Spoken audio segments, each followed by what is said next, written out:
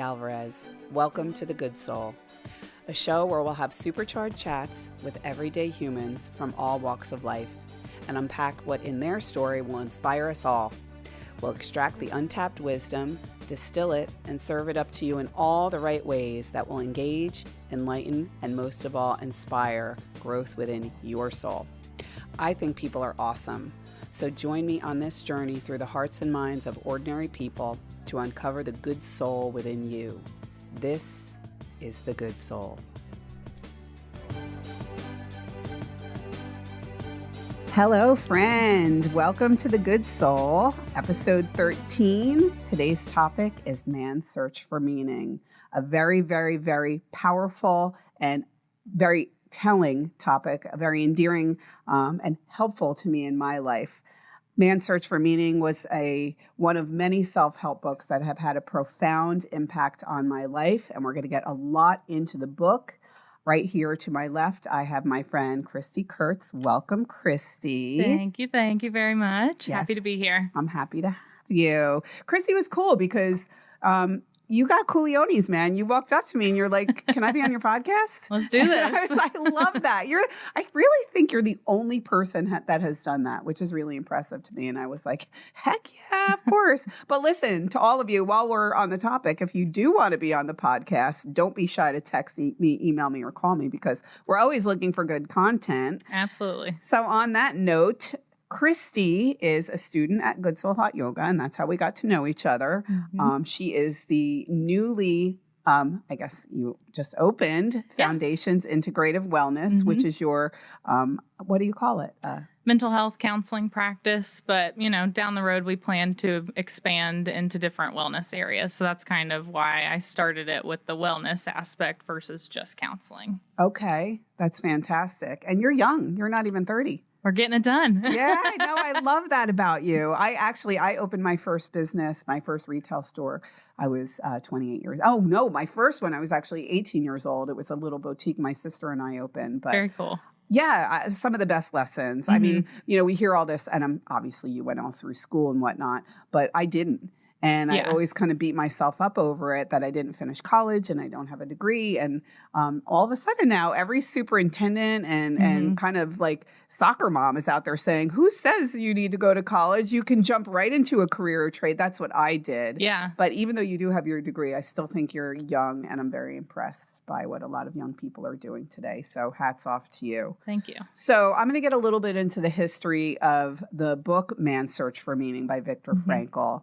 And I'm going to bounce some questions and ideas and theories off of you, and let's see how you integrate these concepts into your practice. Let's go. So in 1945, within months of his liberation from a concentration camp in Nazi Germany, Viktor Frankel sat down to write a book. He was 40 years old. Before the war, he worked to be a successful psychologist in Vienna. He wrote the manuscript in 9 days.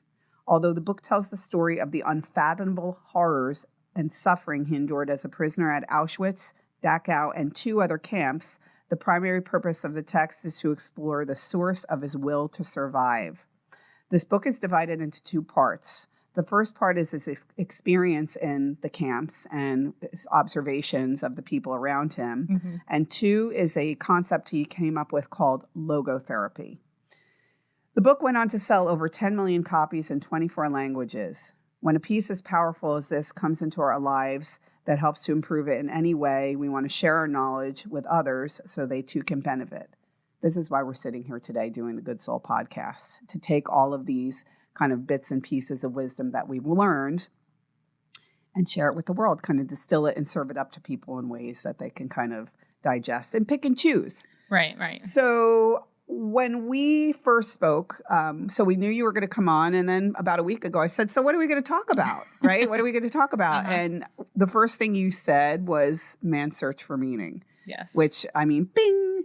So I've always been a fan of World War II, like a lot of people. Mm-hmm. My first exposure to World War II was a movie by Mel Brooks called To Be or Not to Be. And it was actually, believe it or not, a comedy, which I think is kind of powerful because it really ties into Viktor Frankel's theory. For sure. Yeah. And we'll get more into that. Christi will get more into that. So I don't want to ramble, but the film came out in 1982. I didn't know much about World War II or anything because I was more interested in boys and cheerleading when I was in school. But right. However, I did learn a lot through that movie in terms of obviously the foundations of what happened during the Holocaust. And so tell me, what is it about this book? Why was that the first thing that came to mind? Well, for one thing, World War II, my grandfather fought in that war, and he was Jewish. He's passed, but I always find it very interesting that he was a Jewish man on the American side fighting. Yes. So that's kind of, part one of World War II interest of mine. And then on top of that. What was he in? He was in the Army. He was in the Army. Okay. And where was he deployed to? Italy. Wow. Okay. And do you know anything about his experience while he was there? No, I don't, because he died when I was little. So kind of like knowing those history stories I miss out on, which is something, today I always think back about. And I'm like, man, I want to know more. And that's probably part of my spark of, always wanting to watch movies on World War II and things like that. Sure. It's funny because we just watched a show on Apple TV called Masters of the Sky. And the navigator, man, do you remember his name? The one who kept throwing up. No, Austin Butler was the star, but the guy who was the navigator was Jewish. Okay. And yeah. The guy that kept getting airsick. Yeah, he was actually the narrator of the whole show. But if you haven't seen that already, you have to watch it. It's on Apple TV. It's a great series. And it just talks about, what do they call it? It's a platoon. What's it called? Like the air squad. Yeah. Yeah, and I don't remember the number, but it really was fantastic. So anyway, back to you. I'm sorry. No, you're good. Yeah, so I'd say that's like the core start of it. And then, just my mom's side of the family being Jewish, and then me kind of integrating that into what I think it is today for myself. Going forward, my husband I met about 8 years ago, and he's also Jewish, raised part Catholic Jewish. Something in his world, I don't know how he stumbled upon the book, but he was like, this is a must read for humanity, basically. How special. And your husband is in business with you? Is he also a psychologist? Counselor. Counselor. Okay, so he too. So you started the practice together. We did, yes. Fantastic. No kids yet, correct? No kids. Down the road. Okay, yeah, sure. What? Tell me a little bit briefly about where you grew up and what made you decide you wanted to be a counselor. So I grew up in Charlotte, so there's that aspect, kind of a Charlottean. Yeah, you're rare. Rare, exactly. We're all Outlanders here. 100%. Even my husband's from Jersey, so. Oh, he is? What part? Northern Kinnelon area. Oh, okay. That's awesome. Yeah, that's great. Yeah. Okay. Very cool. So grew up in Charlotte. Yep.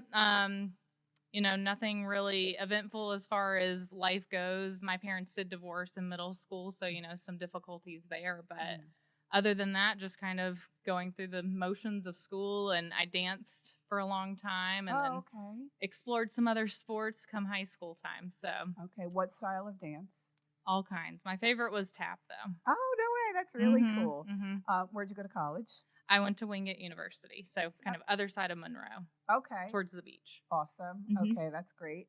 And where did you and your husband meet? We met online.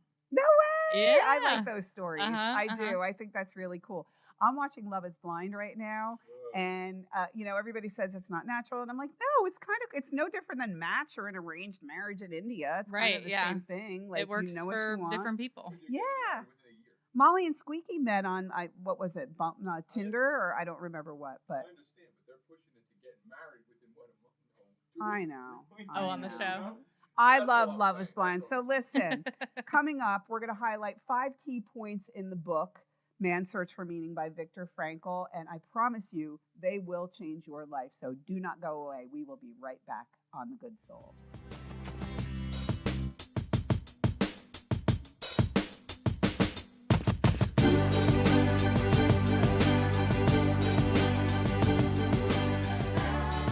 Welcome back, universe. This is The Good Soul, episode 13. Our topic today, and I don't mean to sound so cheerful when I say this, but Man's Search for Meaning by a man named Viktor Frankel.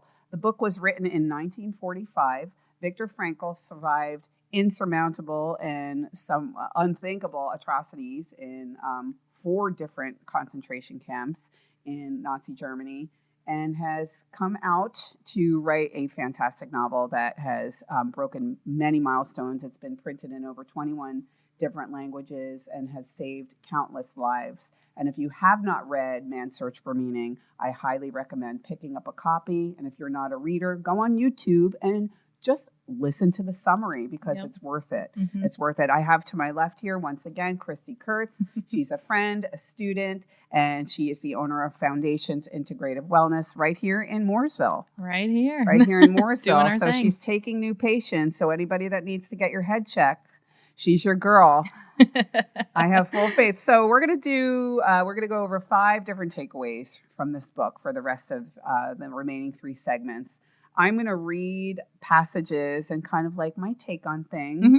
And then you're going to kind of build on that concept and kind of let me know again how you integrate the wisdom of this book into your practice. And also, we didn't get to it. We should get to EDMR and, of course, existential therapy. Tongue twisters. Both Actually, of them. why don't we do that right now? Let's Sure. talk about the form of therapy you do, and then we'll get into our 5 takeaways. So fill us in. All right. So EMDR is eye movement desensitization and reprocessing. Whole mouthful. So EMDR is typically what you'll hear people say. She sells seashells by the seashore. I'm Exactly. impressed. And Yes. just Sorry. like existential is not easy to say either, but that's kind of Viktor Frankel's, he's kind of under that umbrella of therapy kind of mottos.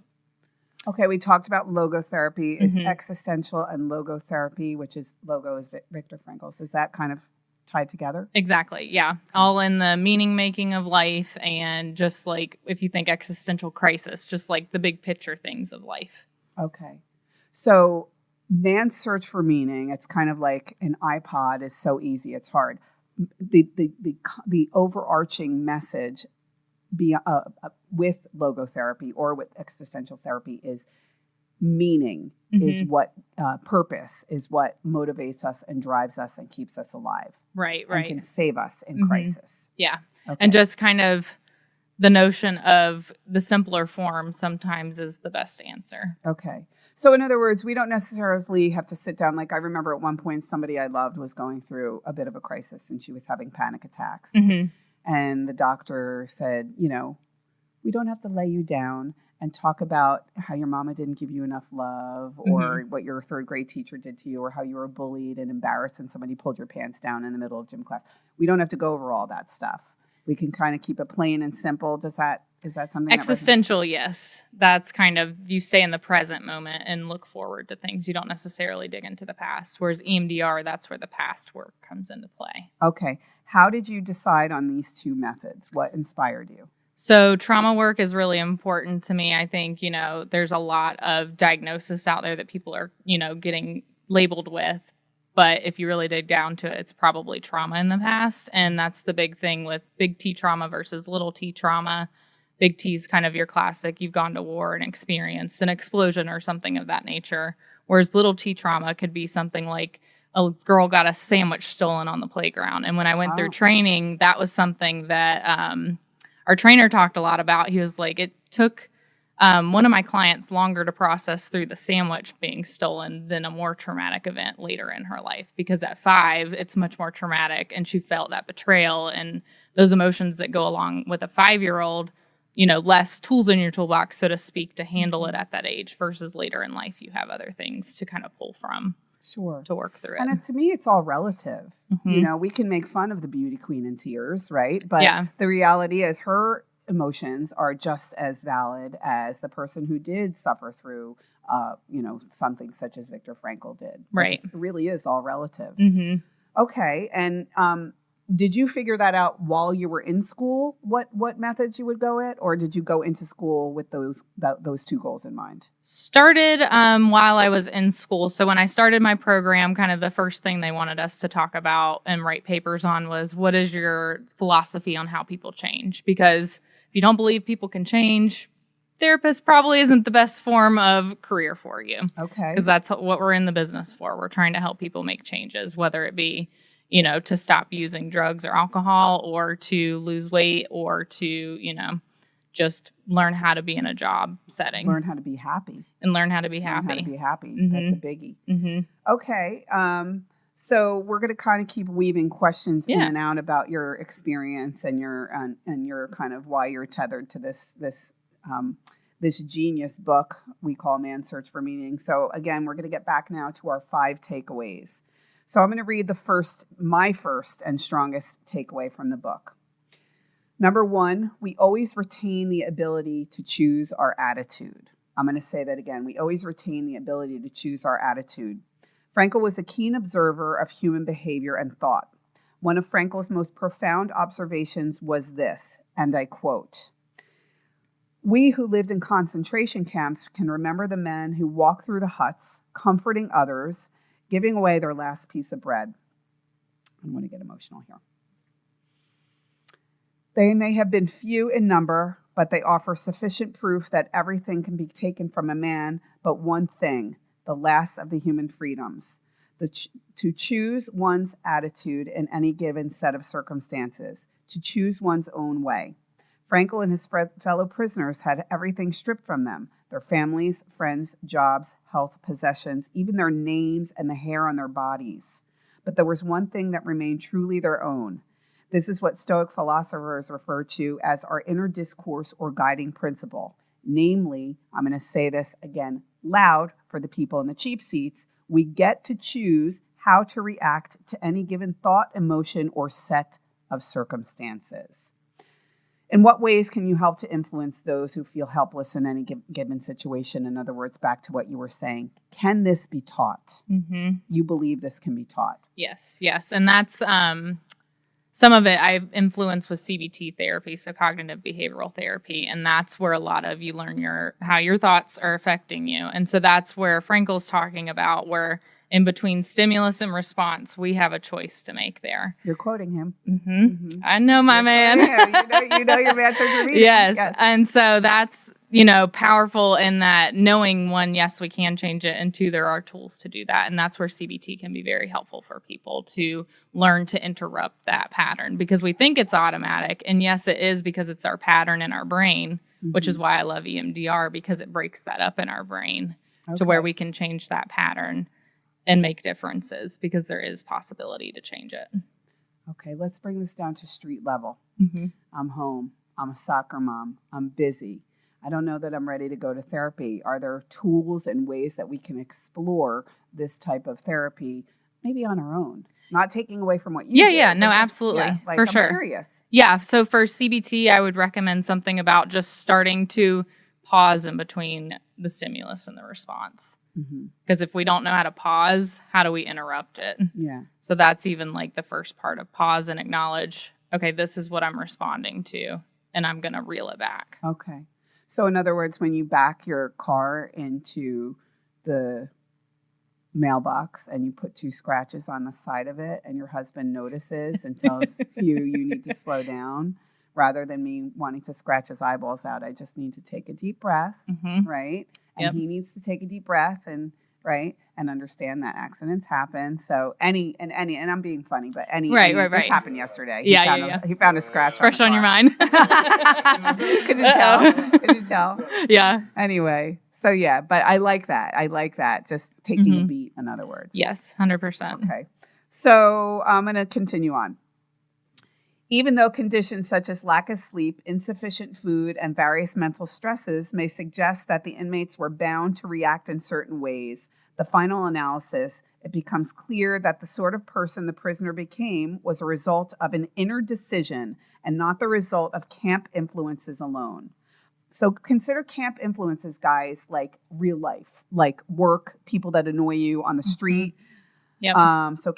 So fundamentally then, any man can, under such circumstances, decide what shall become of him, mentally and spiritually. No matter what life experiences we confront, we always have the inner freedom to decide our attitude and remain true to our character and duty. Molly Jane says this all the time. You get to decide. You get to decide the quality of your circumstance. I'm going to quick hop on to item number 2. There will be suffering. It's how we react to the suffering that counts. Frankel claims that one finds meaning in life through 3 ways: through work, especially when work is both creative in nature and aligned with a purpose greater than ourselves. 2, through love, which often manifests itself in the service of others. And 3, through suffering, which is a test through Frankel's experience in the concentration camp. I quote Frankel, "If there is a meaning in life at all, then there must be a meaning in suffering. Suffering is an ineradicable part of life, even as fate and death. Without suffering and death, human life cannot be complete. The test then for all of us is how we respond to the suffering in our lives, the way in which a man accepts his fate and all suffering it entails. The way in which he takes up his cross gives him ample opportunity, even under the most difficult circumstances, and a deeper meaning to his life." So I'm going to hit pause on that. If you guys want to rewind and listen to that again, that was a really powerful passage. And when we come back, I want to talk to Christi about your feelings on suffering. And we're going to talk a little bit about the term psychohygiene. Yes. So guys, really powerful stuff. I hope you're feeling like I am. Are you feeling like, yeah. Yeah, there's power in here. Yeah. And I just love really benefiting. I mean, I've always been intrigued by the stories of World War II in all the right ways. I'm not trivializing it. So I hope you guys feel the same way. Man's Search for Meaning, guys. The Good Soul, episode 13. Don't move your booty. Don't go away. We'll be back in just 3 shakes of a lamb's tail. Peace.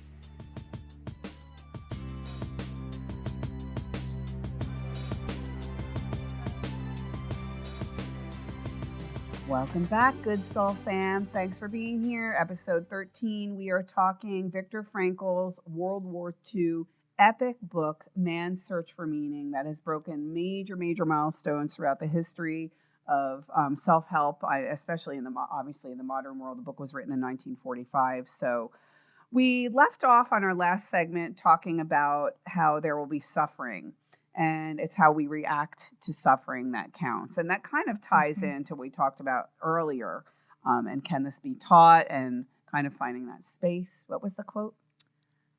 Between stimulus and response, you have a choice to make. You have a choice to make. So I say this repeatedly. We have the power. Yeah, well, over there, Tonto, you listen, because sometimes he gets triggered like most men. Right. And I do too. So he's making a face at me. But remember, you got to stop and take a breath. You have to stop and take a breath. I don't believe you're saying this to me. You just need to step back and come here for a second. It's an everybody thing. How we learn. You want to come over here? Wow. Why don't you sit down? You want to think? Could you do Bring couples it on. counseling too? Sure, come on. Well, Chris McClure, when he was here after we were done, that episode was called Mental Fitness. I think it's episode 3. He sat and talked to us for like an hour, which was great. And I said, "Will you counsel?" He said, "No, I really can't counsel you, but we can go out and have coffee and we can talk." And I was like, 100%, right? Yeah, so come on, pull up a chair, baby. All right. So psychohygiene. This is something that really resonated with me. So psychohygiene was one of his big arguments, Viktor Frankel, that it was physical survival of the torture of these camps was not enough. And that it was important for the detainees to ensure that camp was, that they were mental survivors of the camp. And we talked about this a little bit before the show started, and I think this is really important. I just want to touch on something, and then you can kind of expand on it. We talked about a lot of people who are brought into the world with a leg up. But sometimes that's not all that it takes, right? So you can have all the things around you or the support, but sometimes some people that are born in the most pristine of circumstances, it doesn't always turn out that way. So what do you think about that, psychohygiene? Yeah, I think you're spot on with that. And I also think about how the notion of like trust fund babies are never truly happy because they don't have that suffering in the same way that people who have to work for their money, so to speak, or have to work and build a business, or have to work and put food on the table. So I think there's, some information there that we can gather of you got to go through the mud. Yeah.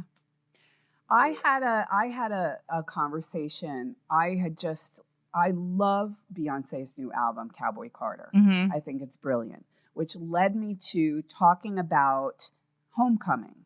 And if you saw Homecoming on Netflix, it's they do the exact same performance 2 weeks in a row, Coachella.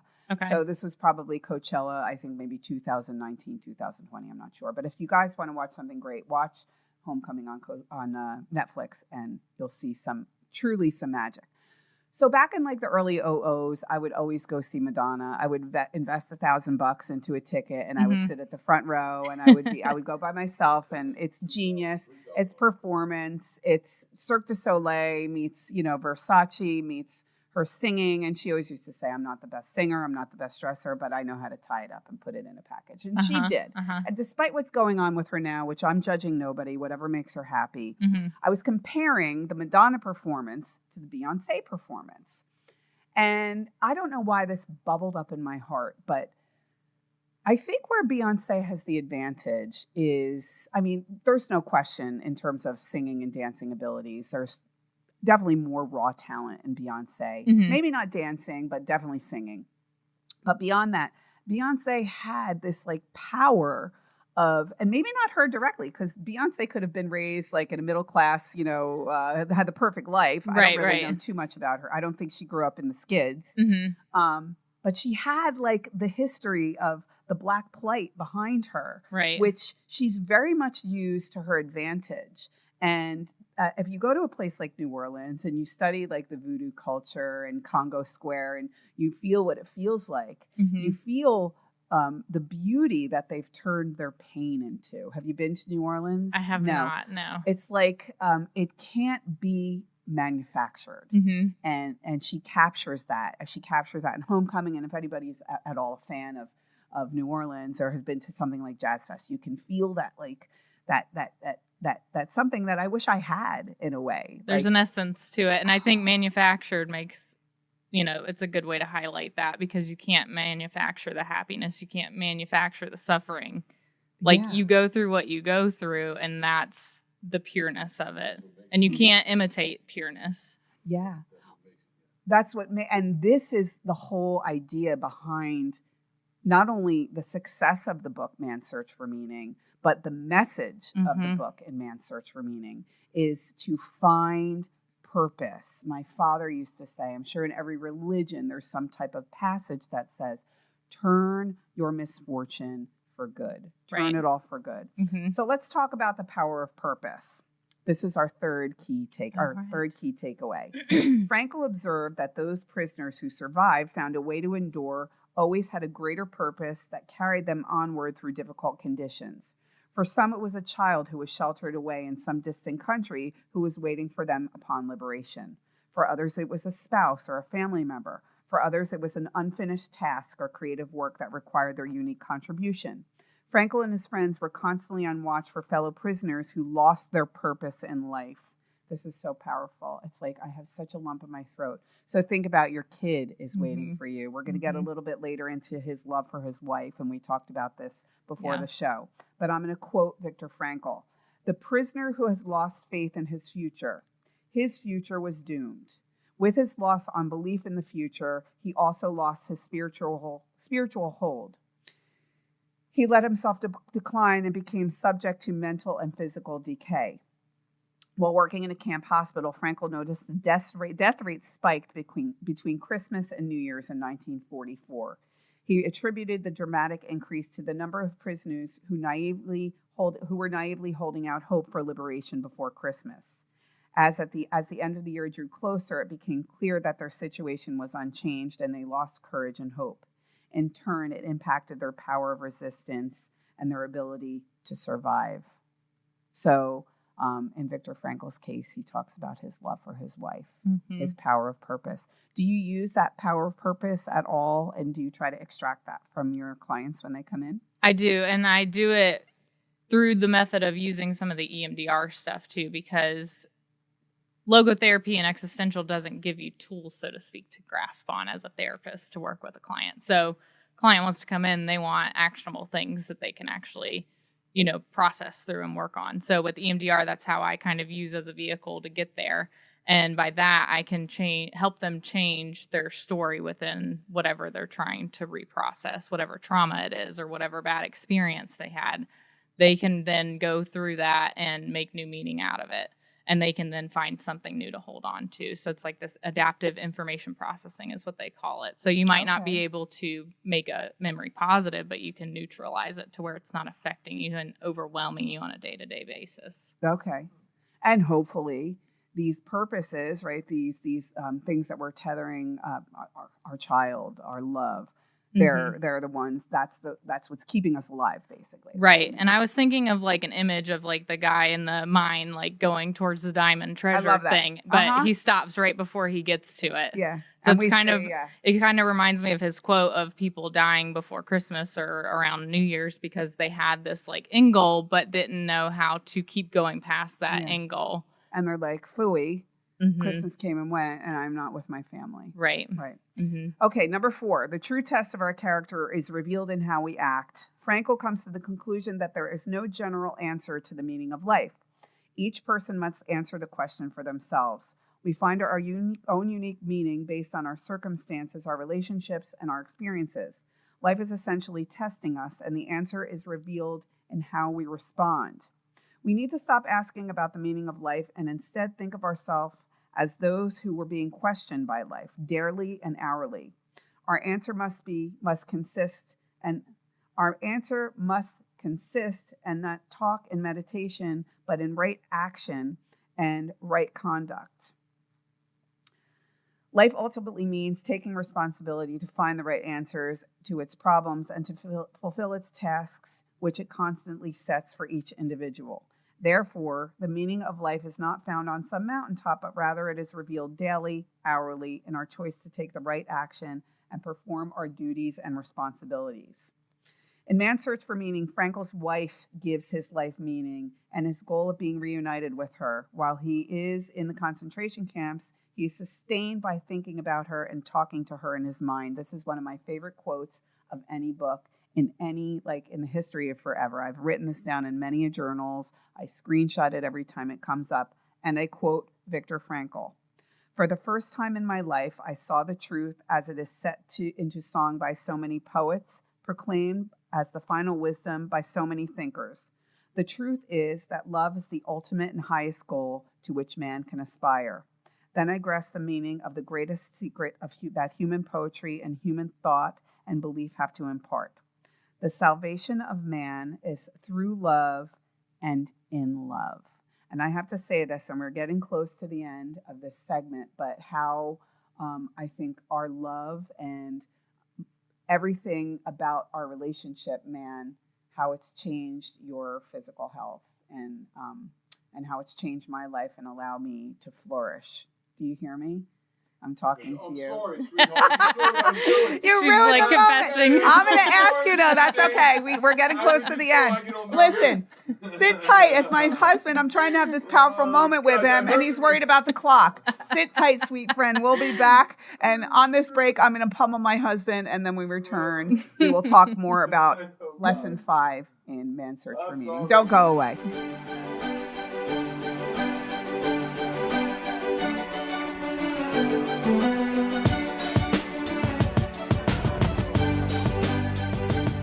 Welcome back, beautiful good soul fam. This is Man's Search for Meaning, episode 13. And no, my knuckles are not bloody and I did not pummel him. But now that I have his attention, I'm going to read this out loud one more time because it is so powerful and really represents a strong component to, I think, our love story and why we are where we are, and that is in a pretty damn good place. Mm-hmm. So, Viktor Frankel on love. He just said he's on top of the world. Oh, thank you.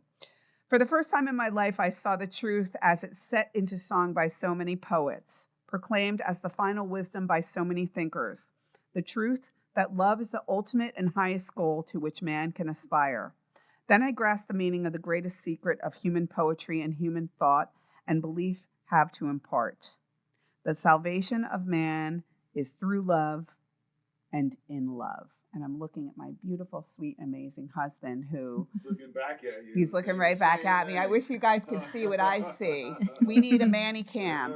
No, seriously, where we were when we got together, Manny was newly diagnosed with MS. His ex-wife had left, and all due respect, I'm not saying that anything against her, but that he was in a pretty bad place. And it's amazing how I saw through, I mean, his good looks didn't hurt, but I saw through every kind of shadow and obstacle. I saw right in through his heart. And I'm going to quote Rihanna in the song Stay. And it's one of my favorite lines. And I get verklempt when I hear the song. And she says, funny, you're the broken one, but I'm the only one who needed saving. And that's what I feel like in our relationship, that I was in a really bad, horrible, what was I thinking? I don't even want to call it relationship because it was like a sorry excuse for something. And I think I'm going to have a whole episode on that. But that day, I don't want you here. I know we're going to have a substitute producer that day.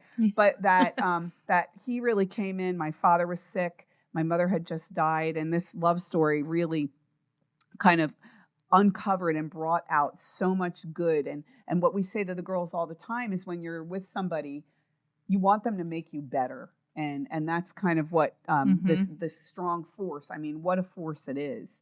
So thank you. He said that's between both of us. No, thank you for that and so many more that you continue to give me and we continue to build on. So let's talk human kindness, because this is really powerful to me. This really probably the most emotional parts of the book to me. I mean, the love thing is beautiful. This really hits hard. One would assume that camp guards and camp commanders were, as a whole, terrible people. However, Frankel occasionally experienced startling moments of human kindness from guards. Frankel recalls a time when a guard, at great risk to himself, secretly gave him a piece of bread. And I quote Frankel, "It was far more than the small piece of bread which moved me to tears at the time. It was the human something that this man gave me, the word and look which accompanied the gift. At the same time, the senior prison warden, who was a prisoner himself, beat other prisoners at the slightest opportunity." In other words, the Nazi guard was kind and showed Viktor warmth, whereas the senior prisoner, who was actually a prisoner, was pretty much demonic, is what he makes it sound like. Right. So I'm going to give another quote. "The mere knowledge that man was either a camp guard or a prisoner tells us almost nothing. Human kindness can be found in all groups, even those who, as a whole, it would be easy to condemn. Frankel claims that there are really two types of people, decent human beings and indecent human beings. Both can be found everywhere. They penetrate every group and every society. Life in a concentration camp tore open the human soul and exposed its depths." And guys, I'm going to hit pause. I'm still quoting him, but can't we relate, like how the hard times, the difficult challenges, the pain, how it tears us open and really shows us who we are. Yeah. Is it surprising that in those depths, again, we find human qualities, which in their very nature were a mixture of good and evil? We spoke about this during show prep. I'm of the belief that we all have everything within all of us. And I had asked you, has psychology changed? In other words, was it very black and white back in 1945, but whereas now we're a little bit more open and a little bit, I don't know if softer is the word? We're definitely more open. So it's kind of, it went from Freud kind of being the creator, so to speak, of therapy. And, you know, he had the whole psychoanalysis shtick where you laid on the couch, you just kind of rattled off different things, and the therapist would kind of interpret whatever that kind is. of like, tell me about your mother. Exactly. That was his quote, for sure. Oh, was it really? Yeah, that's Freud in a nutshell. Look at that. Well, maybe he thought everything was based around your mother, and she was the issue. Oh, okay. And so I now think it's all my dad's fault. No, my dad was the best. I'm just kidding. Yeah, right. And so now we've evolved to things like EMDR and CBT, where we can either boil it down, make it very simple, just like earlier with the pause between stimulus response, or we can make it more complex and we process through our trauma with EMDR and other trauma forms of therapy. So I think we've opened up the perspective, not necessarily gone from black and white to, you know, a broader range of things. It's kind of, it went from a different style to where things are now. Okay. Funny, I'm just thinking how it would have been to actually counsel one of these soldiers. I mean, the patients, again, goes without saying, but yeah, we were talking a little bit about this. So Manny and I are just finishing. We have 2 episodes left on A New Look, and it's the story of Christian Dior and Coco Chanel. and their experience in Nazi Paris Mm-hmm. in the early to mid 40s. And we all kind of sit back like, I would never. And Coco Chanel was pretty much canceled. And I knew bits and pieces of this story. And we still have 2 episodes left, but for fraternizing with the Nazis. Mm-hmm. And she had fallen in love with actually a Nazi soldier. His name was, last name was Spatz. And, you sit in judgment and you wonder, Dior was making dresses for ball gowns for the Nazi wives. And, all the people on the streets are, kill him. And not so much with Dior, but definitely with Chanel. She fled to Sweden. Mm. But then you ask yourself, for me as a business owner, and you can ask yourself this in your own right, what would you do? What would you do? They come to Mooresville, they come to Good Soul with their guns, Mm-hmm. and they say, teach our wives yoga, or we're going to shut you down. We're going to take you and your family off to a labor camp where you're probably going to be dead in 2 weeks to a month. You're going to be separated from the people you love. Your husband isn't going to have his Tecfidera. He's not getting his medication. We're going to kill him. He can't even walk straight. He has Right. MS. Uh-huh. So what do you do? And you have to ask yourself, and this by no means, I mean no disrespect to anybody who had to suffer through the Holocaust, who survived or perished, by no means. But you just start to ask yourself, and not only as victims, right, but also as soldiers. Mm-hmm. Because how many times am I scratching my head? How did he get all of these people to subscribe to his way of belief? I don't even want to say Right. the man's name, the Yeah. H word. Mm-hmm. But how? The same reason why I would have taught them yoga. They would have ended up dead, Yep. right? And it's really frightening. And this is where the whole control thing comes in. The whole, Yeah. What it is, it's control, mind control, Yeah. psychological control. Uh-huh. Yeah. That's Yeah. where they needed people like her. Yeah, well, it's true. Yeah. Yeah. Well, I think the cavemen even needed people like you. We're Yeah, all you know flawed, what I'm saying, right? no, Yeah, yeah, I mean, What's the biggest saying? Who said we're all just walking each other home? I think it was Ram know. Dass. It's a Okay, yogic saying. okay. Like we're all just. And Chris McClure said something really cool. I was having a rough week last week, and he said basically, I spend most of my life trying to downshift. So we're all just trying. Even sitting here, we just want to keep calm. We Right. want to tame our fears and tame our anxieties Uh-huh. and just be happy. Contribute. Yeah. Does it believe or don't believe? Well, this is also, I think, why a lot of people, drink and use drugs, because it takes you from having to stop trying to downshift. Right. into, Right. It does like, it for you. It does it for you. Mhm, So mhm. let's finish on this really, really powerful passage. We are not victims. So my biggest overall lesson that I carried with me and truly live by is the idea that we're not victims. We may be obviously victims of certain circumstances, but in the end, our life is shaped by how we live and through the hardships and losses that befall us. Changing our mindset out of victim mode is our work. Not easy, but doable. It's far easier to live by the woe is me, look at what happened to me, as if this didn't happen, I would be this or that, or the other thing. But it leaves us living small and stuck in lives of misery. And I might add, self-inflicted misery. The choice is ours. We must realize we have a choice. So back to what Molly Jane said, 100%. back to what Viktor Frankel said, and back to Mhm. what amazing Christi Kurtz says, that we have a choice. I'm going to read one more thing because this stuff is powerful. Renewed meaning and purpose. We obviously don't ask for hardships and challenges, but once they're there, we must create renewed meaning and purpose so we can live on well despite it all. Look at somebody like Christopher Reeves, who recreated his life after his paralysis by impacting people in a far greater way than when he was Superman. According to him, he was quoted as saying that. And there are upteen numbers of those who have not just survived, but thrived. Guys, it's our moral imperative to do that. Yes. We must. We can must. thrive. We can thrive, especially not only in the days of cavemen, Nazi Germany, but now. It is in our hands, and we must stay unified in the process. We must understand and accept each other's differences. So, thank you, Christi Kurtz. That was Thank you. amazing. I could go on and on and on. Yes, my husband wants me to say it again, to accept each other's differences. Yes. So, thank you for being here. Thank you for watching. Comment, like, share, Keep coming back. We're going to keep bringing you these fun topics and hopefully stimulate and entertain and inspire you all at once. You can catch us on Saturday mornings, 105.9 FM from 9 to 10, and on all your favorite platforms. So guys, remember, if you can't be kind, just be kind. Chrissy's kind all the time, so I don't have thanks. to say that to her. But guys, we love you. Thank you so much for tuning in. We're having so much fun in this process. Keep coming back. Peace, love, namaste.